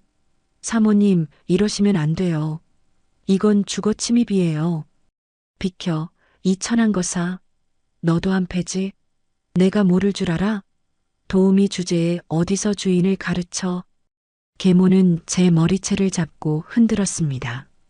두피가 뜯겨나가는 고통에 비명이 터져나왔지만 저는 물러서지 않았습니다. 못 들어가요. 절대 못 들어가요. 언니도 달려들어 경호원들을 말렸습니다. 내 몸에 손 떼면 고소할 거야. 건드리지 마. 거실은 순식간에 아수라장이 되었습니다. 고함과 비명, 그리고 집기들이 부서지는 소리가 뒤엉켰죠. 계모는 악을 쓰며 소리쳤어요. 뭐해? 쟤들 다 끌어내고 방 뒤져. 당장. 경호원 한 명이 저를 번쩍 들어 바닥에 내동댕이 쳤습니다. 그리고 안방 문을 발로 차서 열었죠. 안 돼. 엄마. 경호원들이 안방을 뒤지기 시작했어요. 옷장을 열고 침대 밑을 살피고 비밀방으로 통하는 문고리를 잡는 순간 제 심장이 멈추는 것 같았습니다. 그때였습니다. 지금 이게 무슨 짓들이야? 현관 쪽에서 쩌렁쩌렁한 고함 소리가 들려왔습니다. 모두의 시선이 그쪽으로 쏠렸죠. 거기에는 강 회장, 아버지께서 서 계셨습니다. 아버지는 분노로 얼굴이 벌개진 채 씩씩거리고 계셨어요. 뒤에는 아버지의 비서인 제 친구 미정이가 안절부절 못하며 서 있었고요. 제가 미리 미정이에게 부탁해둔 덕분이었습니다. 미정아, 내가 문자 보내면 회장님께 바로 연락해줘. 집안에 큰일이 났다고. 아버지는 성큼성큼 걸어 들어와 계모를 노려보았습니다. 당신 지금 내 집에서 뭐 하는 거야? 딸내미 잡으려고 깡패들까지 불렀어? 계모는 당황한 기색이 역력했습니다. 하지만 이내 표정을 바꾸고 억울한 척 연기를 시작하더라고요. 여우주연상 감이었죠. 아니에요, 여보. 오해하지 마세요. 세라가. 글쎄, 방 안에 남자를 끌어들여서 딴 살림을 차렸다잖아요. 김 집사가 봤대요. 애 교육시키려고 그런 건데. 남자? 무슨 남자? 아버지는 의아한 듯 언니를 쳐다보았습니다. 언니는 헝클어진 머리를 쓸어넘기며 똑바로 아버지를 응시했습니다. 아빠, 속지 마세요. 남자 같은 거 없어요. 저 아줌마가 나 괴롭히려고 지어낸 말이에요. 직접 확인해 보세요. 아버지는 경호원들을 물러나게 하고 직접 안방으로 들어갔습니다. 계모도 뒤따라 들어갔죠. 텅 빈 방. 아무도 없었습니다. 없잖아. 남자가 어디 있어. 아버지가 소리치자 계모는 사색이 되었습니다. 분명히 김 집사가 봤다고 했는데 어디 숨었나 봐요. 저기, 저 비밀방, 저기 숨었을 거예요. 계모는 비밀방 문을 가리켰습니다. 아, 이제 진짜 끝이구나 싶었습니다. 아버지가 저 문을 열면 엄마가 발각될 테니까요. 아버지는 의심스러운 눈초리로 비밀방 문을 열었습니다. 끼익 문이 열리고 그 안에는 아무도 없었습니다. 옷장 문도 열려 있고 이불도 개어져 있었지만 사람은 없었죠. 엄네 계모는 귀신에 홀린 듯 중얼거렸습니다. 사실 엄마는 옷장 안쪽 아주 깊은 공간에 숨어 계셨어요. 아버지는 화가 머리끝까지 나서 계모에게 소리쳤습니다. 당신 미쳤어? 딸을 의심해도 유분수지. 없는 남자를 만들어내. 당장 나가. 내 집에서 꼴도 보기 싫으니까. 계모는 억울해서 발을 동동 구르며 매달렸습니다. 여보, 진짜예요. 저것들이 짜고 날 속이는 거야. 냄새가 나잖아. 늙은이 냄새 같은 게 난다고. 늙은이 냄새? 그 말에 아버지가 멈칫했습니다. 엄마 특유의 파스 냄새, 그리고 오래된 분 냄새. 아버지는 코를 킁킁거리시더니 묘한 표정을 지으셨어요. 그때였습니다. 옷장 안에서 작은 기침 소리가 새어나왔습니다. 콜록. 정막 속에서 그 소리는 천둥 소리처럼 크게 들렸습니다. 계모의 눈이 번뜩였습니다. 들었죠? 여보, 저기 사람 있잖아. 내가 뭘 했어. 계모는 득달같이 달려들어 옷장 문을 활짝 열어젖혔습니다. 그리고 그 안에는 이불을 뒤집어 쓰고 웅크리고 있는 한 여인이 있었습니다. 계모는 회심의 미소를 지으며 이불을 확 걷어냈습니다. 자, 어디 그 잘난 얼굴 좀 보자. 이불이 거치고 드러난 얼굴. 백발이 성성하고 주름진 얼굴. 겁에 질려 파랗게 질린 입술. 계모는 비명을 질렀습니다. 으악, 이게 뭐야? 귀신이야. 그녀는 뒷걸음질 치다 엉덩방아를 찧었습니다. 30년 전에 자신이 가뒀다가 불이 나서 죽은 줄 알았던 그 최명자가 살아 돌아왔으니까요. 아버지는 얼어붙었습니다. 눈을 비비고 다시 봐도 믿기지 않는 얼굴. 30년을 가슴에 묻고 살았던 첫사랑. 죽은 줄로만 알았던 아내였죠. 명자야? 아버지의 목소리가 떨려왔습니다. 엄마는 그 목소리를 듣고 고개를 천천히 드셨습니다. 그리고 아버지를 보며 희미하게 웃으셨어요. 여보, 넥타이가 삐뚤어졌어. 내가 매줄게. 그 한마디, 엄마가 정신이 온전할 때 아버지에게 늘 해주던 말. 아버지는 그 자리에 주저앉아 통곡했습니다. 명자야, 진짜 명자구나. 살아있었구나. 내가 널 얼마나 찾았는데, 죽었다고 해서, 시신도 못 찾았다고 해서 가슴에 묻었는데, 거실은 순식간에 눈물바다가 되었습니다. 아버지는 그 자리에 주저앉아 엄마를 와락 끌어안고 어린아이처럼 통곡했습니다. 엄마도 아버지의 품에 얼굴을 묻고 흐느끼셨고요. 여보, 나 무서웠어. 저 여자가, 장미희가 나 가뒀어. 우리 세라 못 보게. 엄마의 입에서 계모의 이름이 나오자 아버지의 울음소리가 뚝 그쳤습니다. 그리고 천천히 고개를 들어 계모를 노려보시는데 그 눈빛이 어찌나 살벌하던지 보는 제가 다 오금이 저리더라고요. 계모는 사색이 되어 뒷걸음질을 쳤습니다. 여보, 오해해요. 저 여자가 지금 헛소리하는 거야. 치매 걸린 노인네 말을 믿어요? 저거 다 거짓말이라고요. 닥쳐. 아버지의 고함 소리가 펜트하우스 거실을 쩌렁쩌렁하게 울렸습니다. 네가 감히 날 속여? 내 처자식을 생이별시키고 멀쩡히 살아있는 사람을 죽은 사람 취급해? 네가 그러고도 사람이야. 아버지는 벌떡 일어나 계모에게 성큼성큼 다가가셨습니다. 계모는 공포에 질려 여보, 잘못했어요. 한 번만 하며 빌었지만 아버지의 분노는 이미 폭발한 화산과도 같았습니다. 짝 마이너스. 아버지의 손이 허공을 가르며 계모의 뺨을 세차게 올려붙였습니다. 계모는 비명을 지르며 바닥에 나뒹굴었죠. 이 악마 같은 년, 내 집에서 당장 나가. 빈몸으로 썩 꺼져. 계모는 헝클어진 머리를 감싸 쥐고 악을 썼습니다. 내가 왜 나가? 나도 이 집 안주인이야. 법적으로 당신 아내라고. 재산 분할해. 와, 정말 대단하더라고요. 그 상황에서도 돈 타령이라니.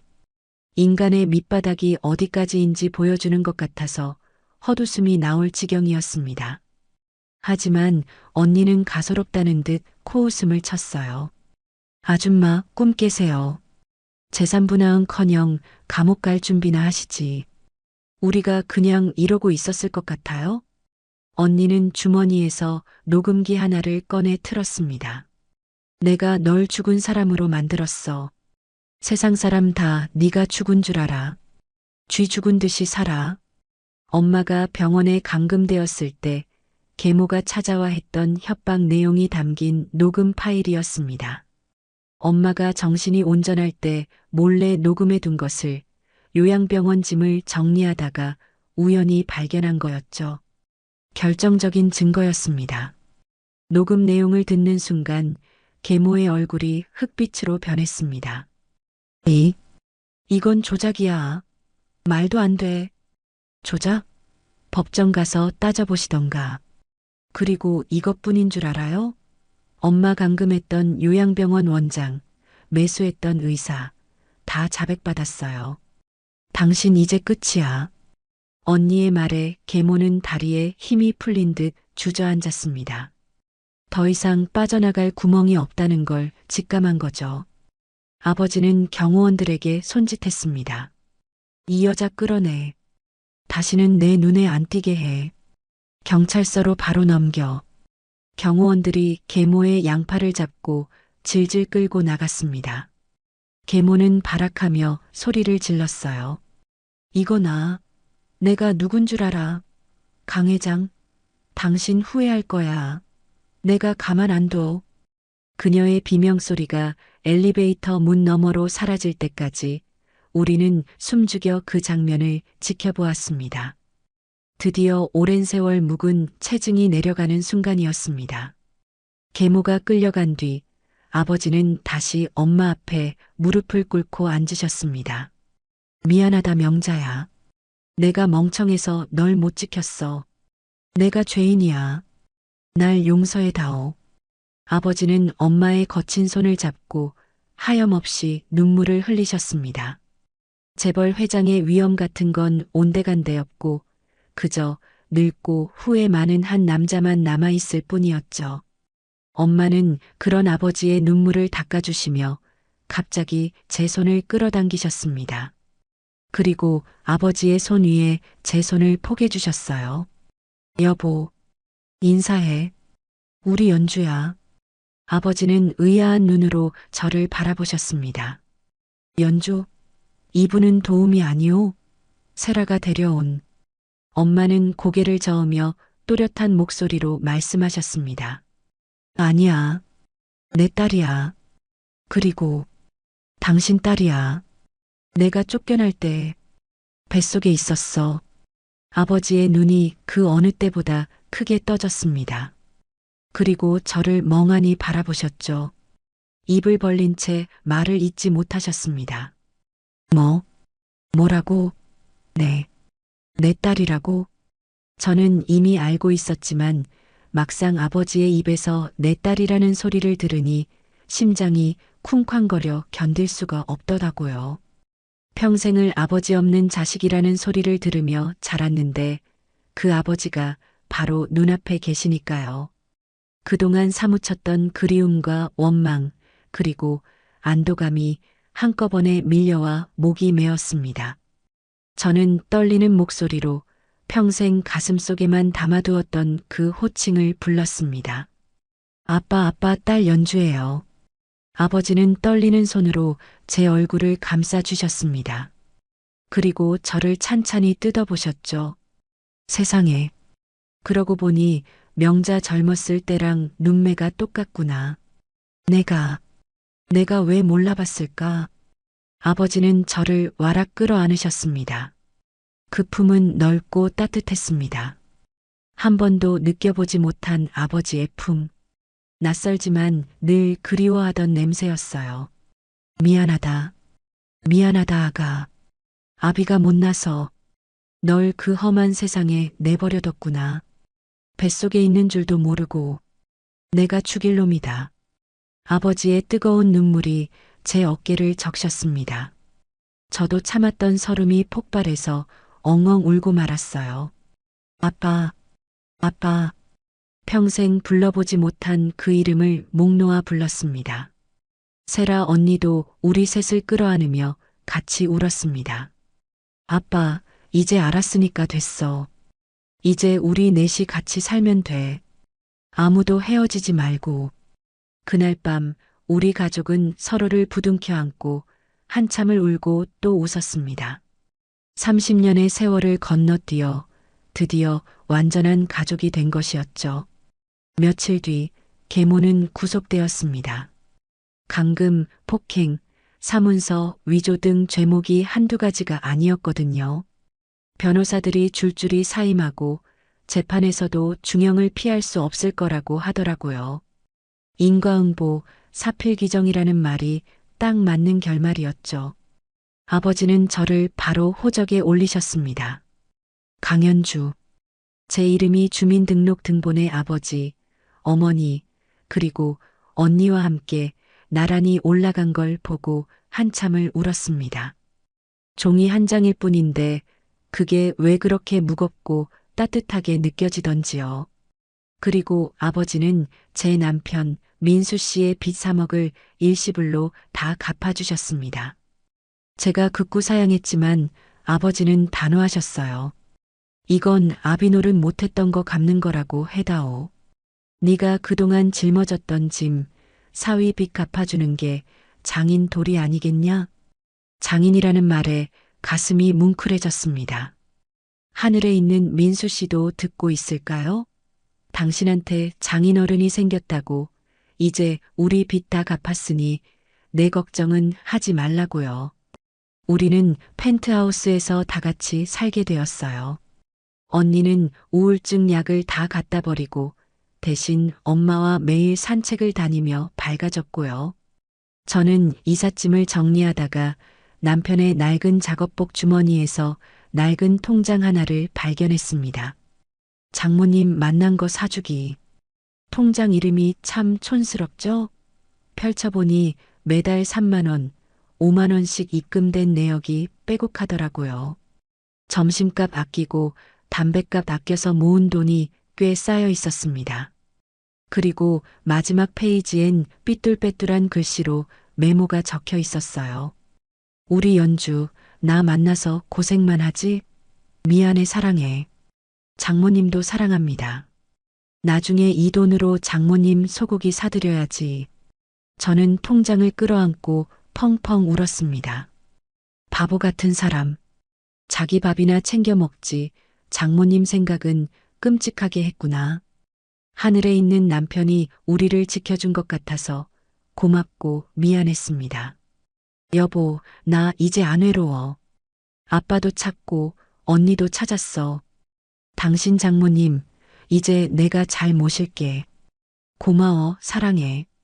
저는 그 돈으로 새 정장을 한 벌 샀습니다. 아버지 회사에 첫 출근할 때 입으려고요. 아버지가 비서실에 자리를 마련해 주셨거든요. 이제 도우미 이연주가 아니라 당당한 재벌가 딸이자 커리어 우먼으로 새 인생을 시작하는 거죠.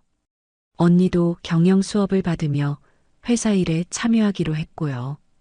우리는 이제 더 이상 슬픈 과거에 얽매이지 않고 희망찬 미래를 향해 나아가기로 했습니다. 가끔 엄마가 치매 증상으로 엉뚱한 소리를 하실 때도 있지만 그럴 때마다 우리는 웃어넘깁니다. 아버지가 옆에서 지극정성으로 보살피시거든요. 명자야, 나 누구야? 누구긴 누구야, 내 신랑이지. 넥타이 또 삐뚤어졌네. 세 사람의 웃음소리가 펜트하우스 가득 울려 퍼질 때면 저는 생각합니다. 이것이 진짜 해피엔딩이라고요. 비록 많이 돌아왔고 아팠지만 그래서 더 소중한 우리 가족의 행복이라고 말이죠. 장미희가 구속되고 1년이라는 시간이 흘렀습니다.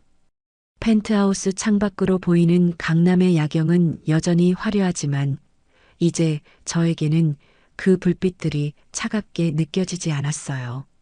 따뜻한 오렌지빛으로 보인달까요? 아마 제 마음속에 진짜 봄이 찾아왔기 때문이겠죠. 계모는 재판에서 징역 15년을 선고받았습니다. 강금, 폭행, 사문서 위조, 횡령. 죄목을 나열하기도 입 아플 정도였죠. 변호사들마저 등을 돌릴 정도로 그녀의 악행은 명백했고 법정에서 최후 진술을 할 때조차 반성은커녕 내가 이 집안을 일으켰다며 악을 쓰다가 끌려나갔다고 하더라고요. 지금은 차가운 감옥 독방에서 그토록 혐오하던 가난하고 좁은 방의 맛을 톡톡히 보고 있겠죠. 인과응보라는 말이 이보다 더 잘 어울릴 수는 없을 겁니다. 처음 회사에 출근하던 날 남편이 모아둔 비상금으로 산 남색 정장을 입고 거울 앞에 섰는데 어찌나 떨리던지. 낙하산이라고 수군거리는 사람들도 있었지만 저는 개의치 않았어요.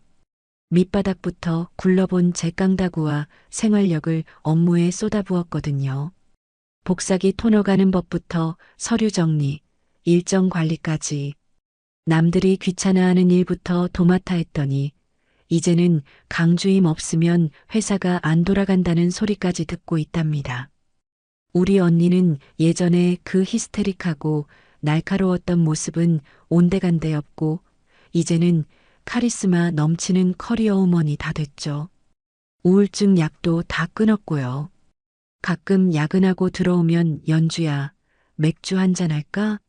하며 제 방으로 찾아오는데 씻고 나와서 쌩얼로 맥주캔 부딪힐 때면 우리가 진짜 자매구나 싶어서 웃음이 납니다.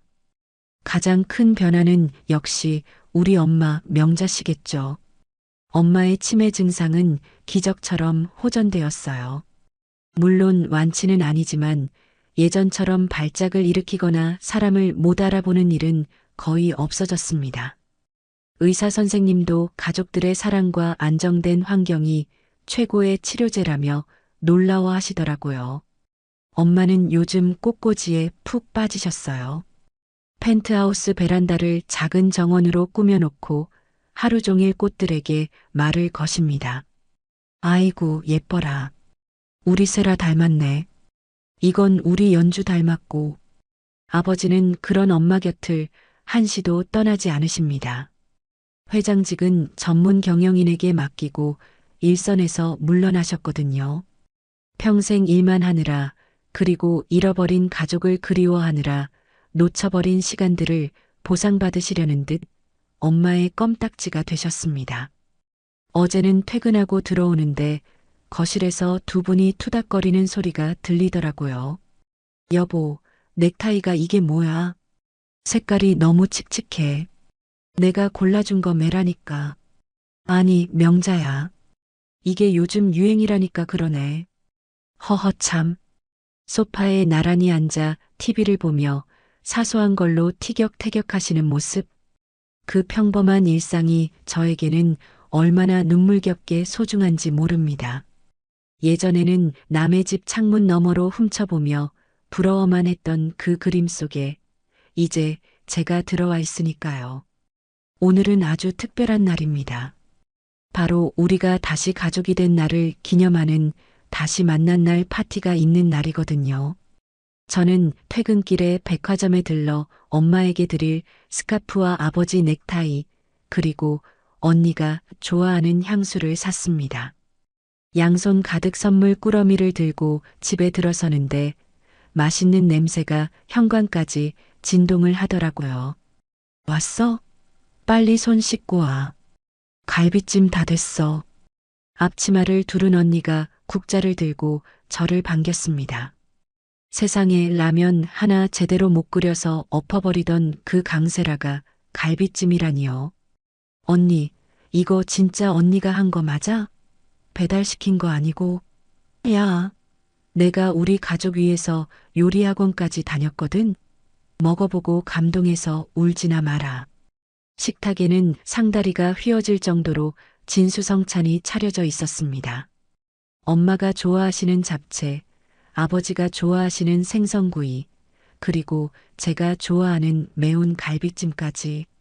자, 다들 앉아라. 우리 연주 왔으니까 건배해야지. 아버지가 와인잔을 들고 일어서셨습니다. 얼굴에는 웃음꽃이 활짝 피어 있었죠. 예전에 그 고독하고 차가워 보이던 회장님의 얼굴은 찾아볼 수가 없었습니다. 우리 가족 다시 만나게 해줘서 고맙다. 그리고 30년 동안 못다한 사랑, 앞으로 남은 시간 동안 다 채워주마. 사랑한다, 명자야. 그리고 세라야, 연주야. 사랑해요, 우리 가족. 우리는 잔을 부딪히며 크게 외쳤습니다. 쨍하는 맑은 소리가 거실 가득 울려 퍼졌죠. 엄마는 음식을 드시다가 문득 제 손을 꼭 잡으셨습니다. 연주야, 고맙다. 네가 나 살렸다. 네가 아니었으면 나는 아직도 그 차가운 병원 바닥에서 죽을 날만 기다리고 있었을 거야. 에이, 엄마. 그런 소리 하지 마요. 엄마가 버텨준 덕분이죠. 우리 잊지 않고 기억해줘서 고마워요. 우리는 밤이 깊도록 웃고 떠들며 이야기꽃을 피웠습니다. 옛날 이야기, 회사 이야기, 그리고 앞으로 갈 여행 이야기까지. 웃음소리가 끊이지 않는 펜트하우스. 이제 이곳은 더 이상 차가운 모델하우스가 아니라 사람의 온기가 가득한 진짜 집이 되었습니다. 다음 날 저는 연차를 내고 엄마와 함께 남편의 납골당을 찾았습니다. 민수야, 엄마 왔다. 엄마는 납골당 유리창을 어루만지며 말씀하셨어요. 네가 우리 연주 아껴줘서 내가 참 고맙다. 거기서는 아프지 말고 배고프지 말고 잘 지내라. 우리 연주는 내가 목숨 걸고 지킬 테니까 걱정 말고. 엄마의 눈시울이 붉어졌습니다. 저도 남편 사진을 보며 활짝 웃어 보였습니다. 여보, 들었지? 엄마가 나 지켜준대. 그러니까 당신도 거기서 편히 쉬어. 사랑해, 영원히. 납골당을 내려오는 길, 햇살이 눈부시게 쏟아졌습니다. 엄마는 제 팔짱을 끼고 콧노래를 흥얼거리셨죠. 그 뒷모습을 보는데 문득 그런 생각이 들더라고요. 인생이라는 게 참 얄궂죠. 바닥까지 떨어져서 더 이상 내려갈 곳이 없다고 생각했을 때 생각지도 못한 곳에서 길이 열리기도 하니까요. 저에게 찾아온 이 기적 같은 행복이 어쩌면 제가 포기하지 않고 꿋꿋하게 버텨왔기 때문에 주어진 선물이 아닐까 싶어요. 혹시 지금 이 이야기를 듣고 계신 분들 중에서도 너무 힘들고 지쳐서 주저앉고 싶은 분이 계신가요? 캄캄한 터널 속에 혼자 갇힌 것 같아서 무서운 분이 계신가요? 그렇다면 제 이야기를 기억해 주세요. 빚더미에 앉아 쫓기던 도우미 이연주도 이렇게 가족을 찾고 웃고 있잖아요. 인생은 정말 끝날 때까지 끝난 게 아니더라고요. 겨울이 아무리 추워도 결국엔 봄이 오고 꽃은 피니까요. 저는 이제 믿습니다. 가족이라는 이름의 기적을요. 그리고 제 곁엔 언제나 내 편이 되어줄 든든한 사람들이 있다는 사실을요. 앞으로도 우리는 지지고 볶으며 살아가겠죠. 가끔은 싸우기도 하고 토라지기도 할 거예요. 하지만 다시는 서로의 손을 놓지 않을 겁니다. 우리는 폭풍우를 뚫고 만난 세상에서 가장 단단한 가족이니까요. 지금까지 제 이야기를 들어주셔서 감사합니다. 여러분의 삶에도 따뜻한 봄날이 기적 같은 행복이 찾아오기를 진심으로 바랄게요.